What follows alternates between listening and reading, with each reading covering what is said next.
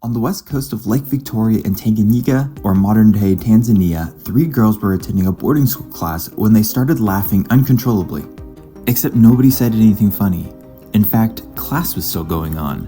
Pretty soon, laughter had spread throughout the entire class. Now, many view laughter as a coping mechanism for awkward situations. So maybe a student had let out a giggle, thinking of something funny, and the whole class joined in and eventually settled down. But they didn't settle down. The class was actually cut short because of the fits of laughter. I came over to see what was going on. Children started laughing. They're just laughing. It is a crazy laughing, jumping all over the place. All of a sudden, there was an epidemic. Laughing disease. Then laughter spread throughout the whole school and affected 95 students for 48 days. The school had to temporarily close and send everyone home. Now, if this was the end of the story, some would believe this really was just a stunt to get out of a few classes. But there are some factors that would say otherwise, and they're pretty weird. First, the laughter didn't stop with the kids in the school.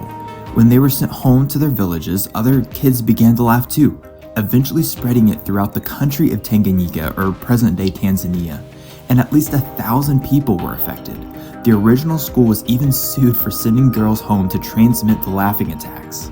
Second, these fits of laughter were actually pretty serious, with symptoms of laughter accompanied with crying, pain, fatigue, fainting, respiratory problems, and rashes.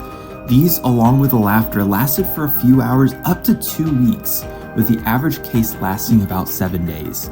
But what's most bizarre about the contagion is the fact that it mostly impacted young children, with schools being the major centers for the spread. The laughter goes on for 18 months until everything dies down and returns to normal just as abruptly as it started. We took all the blood samples, went to Europe to find out if there was a virus. There was we say NAD, nothing abnormal detected. It wasn't until 41 years later that the world received an answer for what was causing the epidemic. Christian Hempelman, a doctoral student from Purdue, discovered a missing piece to the puzzle: stress. Tanganyika had recently won its independence from the United Kingdom, and tensions and worries for the new nation are still very high.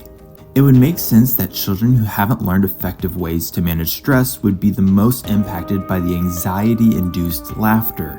In fact, many of the schools affected were missionary boarding schools that had high standards for excellence and taught new Western views that would have added to the stress. But we can't put this story back on the shelf quite yet. If people were laughing for days on end because they were stressed out, then why aren't we reduced to fits of giggles when gas prices go up or we procrastinate on deadlines? Well, we actually see these types of scenarios all the time. What researchers had discovered about the laughter epidemic is that it was likely the result of mass psychogenic illness, or MPI.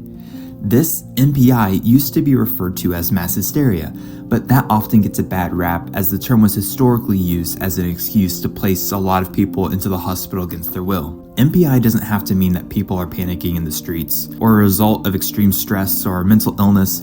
Sometimes it can be much more subtle, and there are tons of strange examples.